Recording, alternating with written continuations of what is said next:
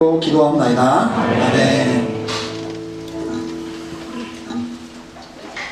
1년 우리가를 보내면서 하나님이 오곡백과를 풍성하게 열매를 맺게 해주셔서 우리가 감사합니다.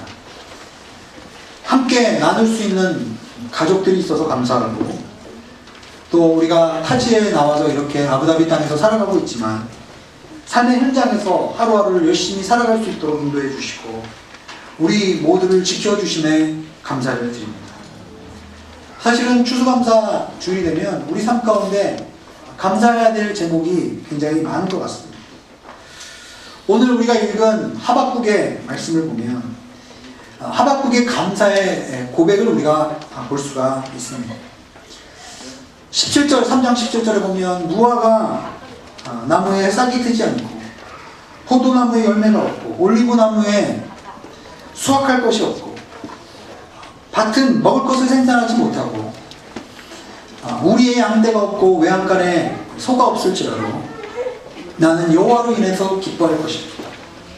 나의 구원이 되시는 하나님을 즐거워하실 것이라고 하박국은 고백하고 있습니다.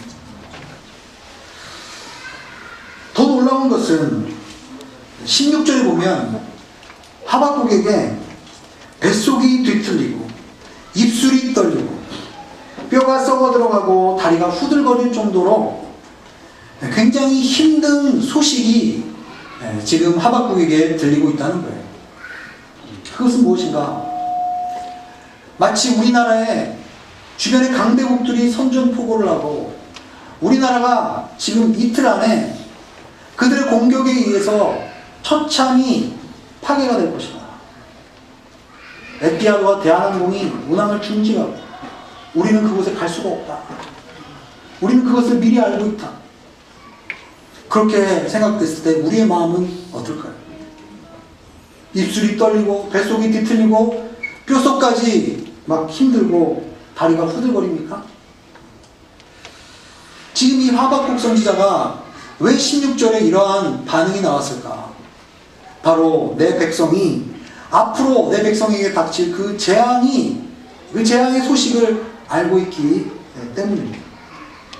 조만간 이 이스라엘 백성이 바벨론의 공격에 의해서 철저하게 유린당하고 완전히 황폐화되는 그 하나님의 예언의 말씀을 듣고 그가 뱃속이 뒤틀리고 뼈가 정말 아프고 그리고 다리가 후들거릴 정도로 정말 마음이 힘들다는 것을 고백하고 있습니다. 그런데 놀라운 것은 이 하박국의 고백 속에 나는 우리를 침략하려고 오는 백성들에게 닥칠 이 재앙을 조용히 기다린다라고 얘기합니다. 그 재앙을 조용히 내가 맞이합니다. 그리고 무화과 나무에 포도 열매 그리고 외양간과 우리의 양과 소가 없을지라도 나는 구원의 하나님을 인해서 기뻐하고 그리고 그 하나님께 감사한다는 고백을 드리고 있는 것이죠. 어떻게 그런 감사의 고백이 나올 수 있을까요? 무화과 나무, 포도, 양, 그리고 소는 당시의 이스라엘 백성들에게 생활에 없어서는 안 되는 요긴한 것들이었어요. 사실은 그들 주변에 항상 그들이 발견할 수 있는 그런 열매였고 그들의 삶 속에서 가장 밀접하게 그들의 삶을 지탱해주는 그런 것들이었어요.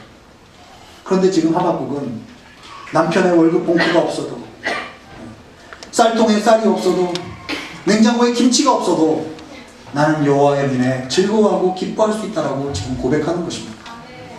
파워우드 친구 여러분들에게는 내 방에 스마트폰이 없어도 아빠가 랩탑을 뺏어간다 할지라도 나는 여호와의 은혜에 기뻐할 수 있습니까? 혼자서 기뻐합니다.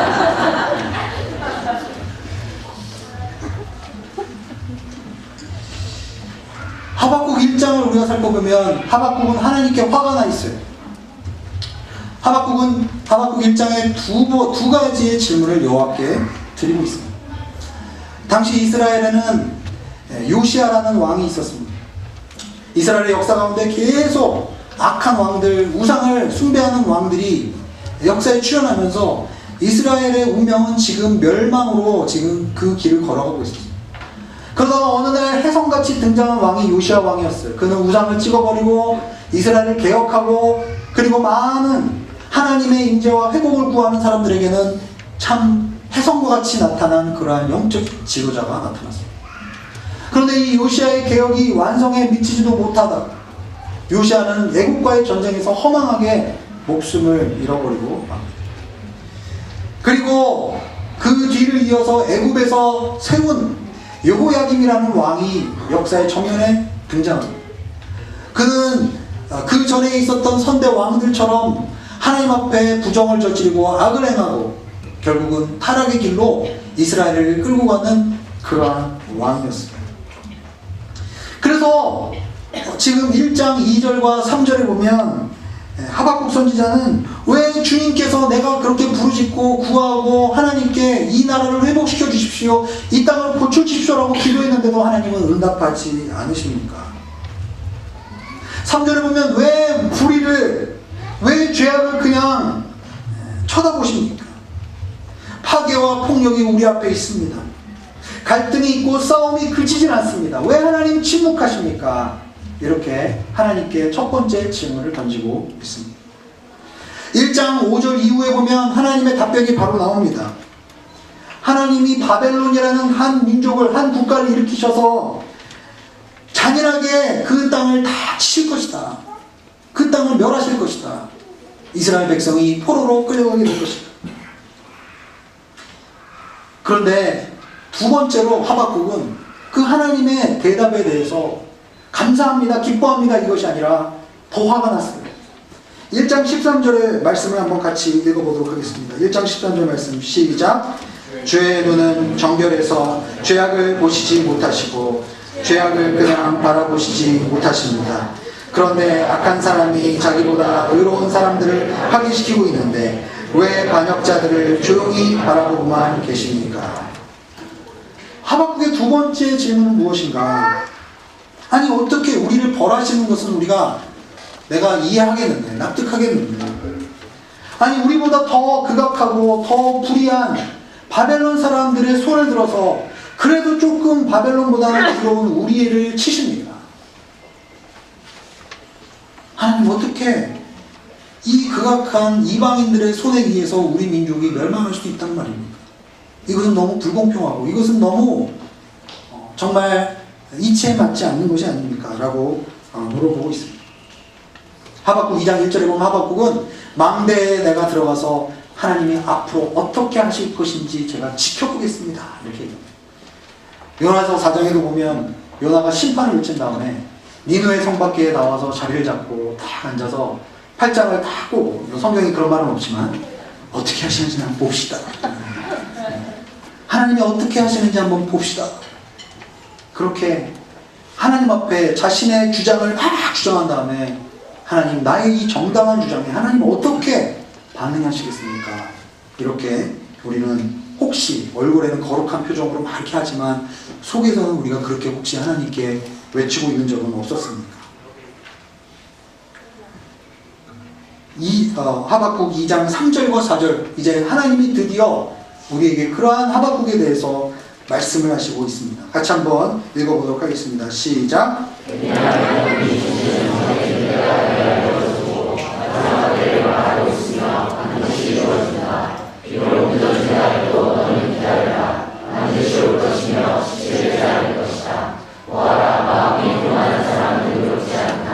그러나 우리는 믿음으로 살 것이다.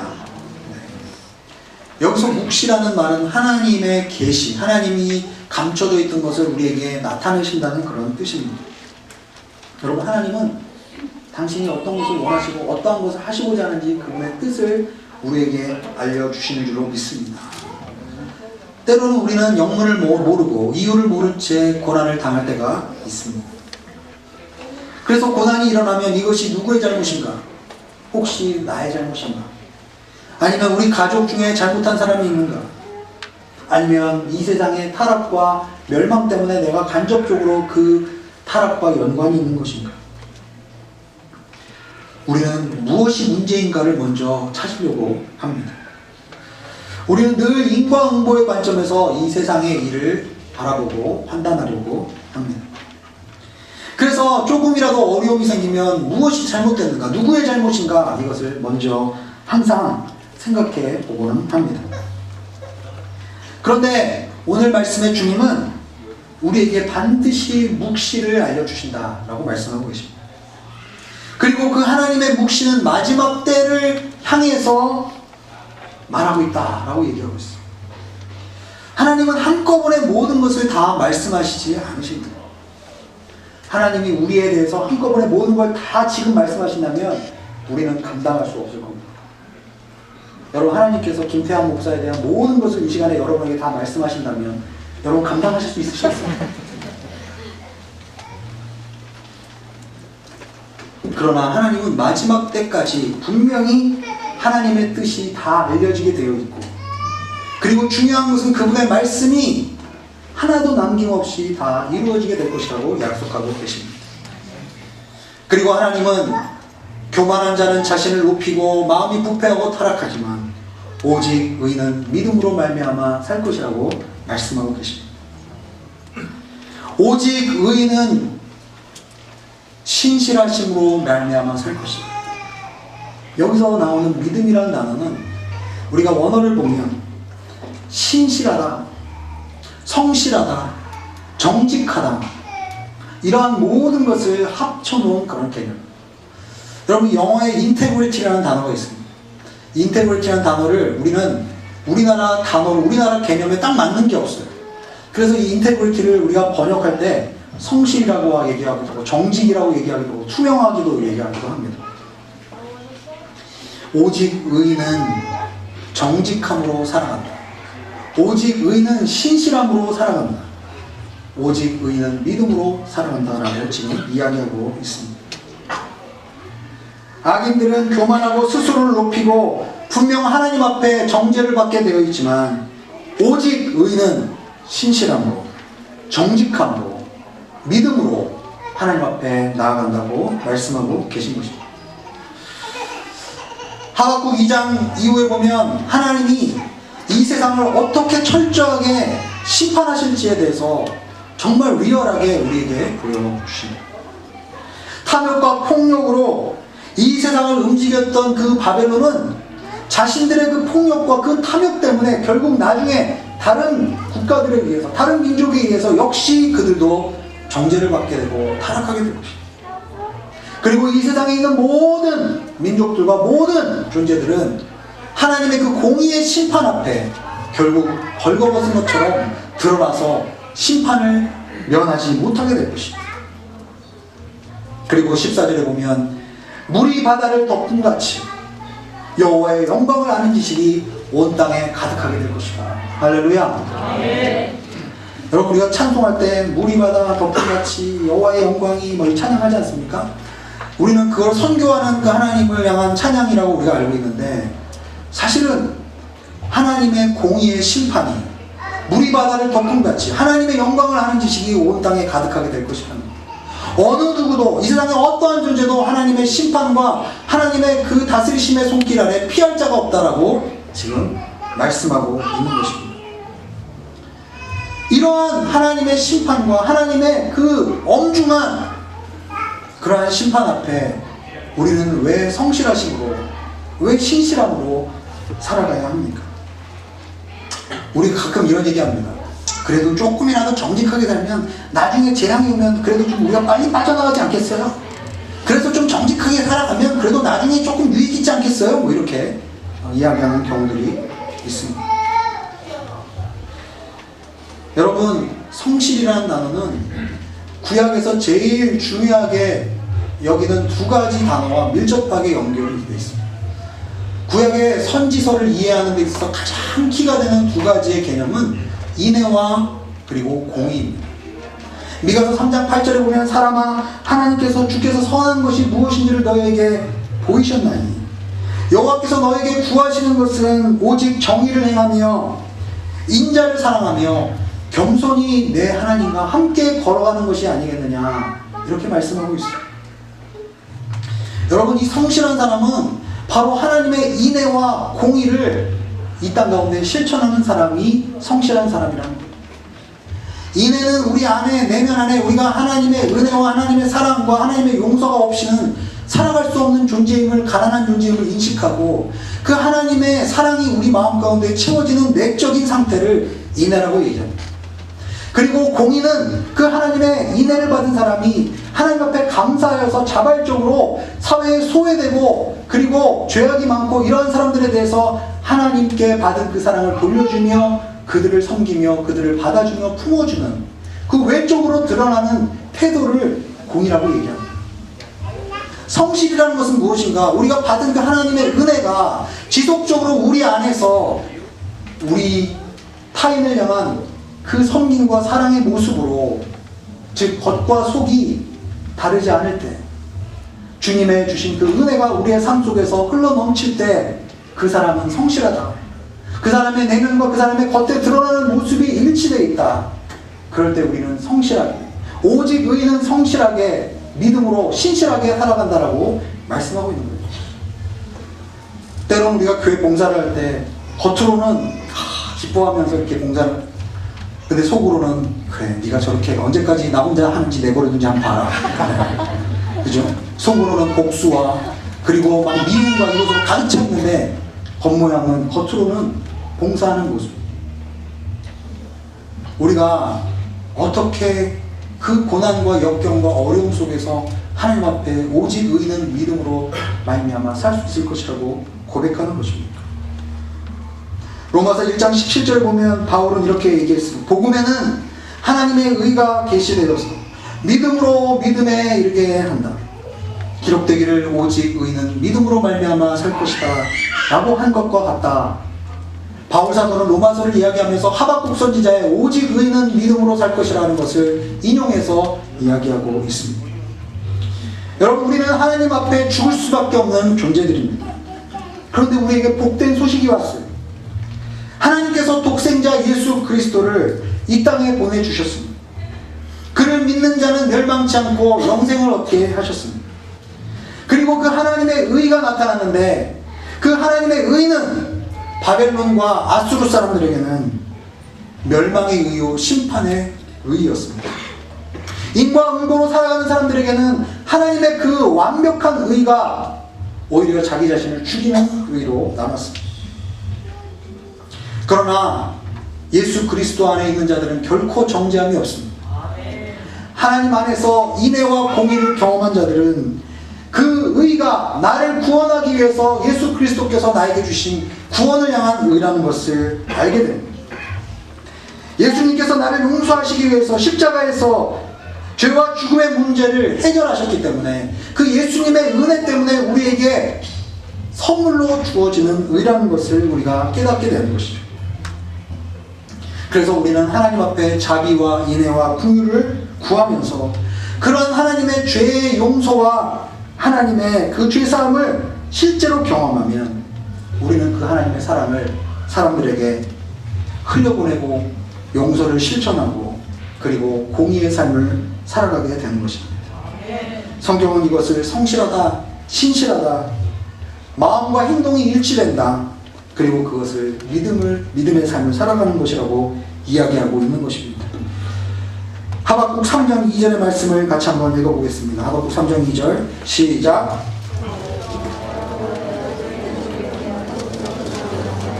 오 여호와여, 주께서 하신 일을 이 시대에 다시 새롭게 하셔서 이 시대에 알려지게 하소서. 진노 가운데 자비를 기억하소서. 하박국 3장에 보면 하나님이 이 세상을 심판하시는데 얼마나 두려운 모습으로 심판하시는지, 바다의 근원까지도 하나님이 흔드시고 땅의 근원까지도 하나님이 흔드시는 무서운 하나님의 심판의 모습이 우리 가운데 나옵니다. 그런데 하박국 1장에는 하나님이 어떻게 그러실 수 있어요? 이게 공평한 거예요. 우리가 의로운데, 그래도 조금 더 의로운데 우리를 어떻게 이렇게 하실 수 있어라 라고 얘기했던 그 하박국이 하나님의 진노와 심판의 때가 있고 하나님은 분명히 궁극적으로 마지막 때에 모든 악을 멸하실 것이라는 그 이야기를 듣고 하나님 앞에 이렇게 구합니다. 주님, 진노 중에도 하나님 긍휼을 잊지 마소서. 하나님, 이 시대에 하나님의 일을 새롭게 하여 주시옵소서. 여러분, 성경에서 부흥이라는 단어가 가장 먼저 등장하는 이 단어가 하박국에 나옵니다. 여러분, 우리가 생각할 때 교회가 부흥했다 그러면 뭐죠? 와, 성도들이 많이 나왔네, 자리가 없네, 앉을 자리가 없네, 교회가 부흥했네. 그러나 성경에서 이야기하는 부흥은 하나님께서 이 시대에 하시고자 하는 일의 그 의미를 우리가 새롭게 다시 한번 이해하는 거예요. 진노 가운데도 그 일을 잊지 하시는 그 하나님의 은혜를 다시 한번 이해하는 것이죠. 마틴 루터가 하나님 앞에서 정말 그 의의 기준 때문에, 내가 그 의의 기준을 맞추고 살아가기 위해서 항상 고행과 그리고 선행으로 내가 하나님께 나아갈 수 있다고 생각했지만, 어느 날 그 의는 내가 절대로 이룰 수 있는 의가 아니라 그 의는 예수 그리스도께서 나를 구원하시기 위해서 하나님께서 주시는 그 선물로 나에게 주어지는 의라는 것을 발견했을 때, 진노 가운데도 반드시 하나님이 가난한 자들, 하나님의 인애를 구하는 자들, 그리고 그 하나님의 인애 가운데 공의를 실천할 수 있는 자발적인 마음을 주시는 하나님의 사람들이 있는 이 세상은 결코 절망의 세상이 아니요, 오직 의인은 믿음으로 말미암아 살아갈 수 있는 것이다 라는 것을 그가 깨달을 때 주님 앞에서 진정한 기도가 나오는 거예요. 하나님, 이 땅 가운데, 이 시대 가운데 주님께서 하시고자 하는 그 일들을 새롭게 하여 주시옵소서. 진노 가운데도 그 일을 잊지 하시는 주님. 3장 13절과 14절의 말씀을 우리가 마지막으로 같이 한번 읽어보겠습니다. 시작. 주께서는 주의 백성을 구원하시려고 주의 기름 부음 받은 사람을 구원하시려고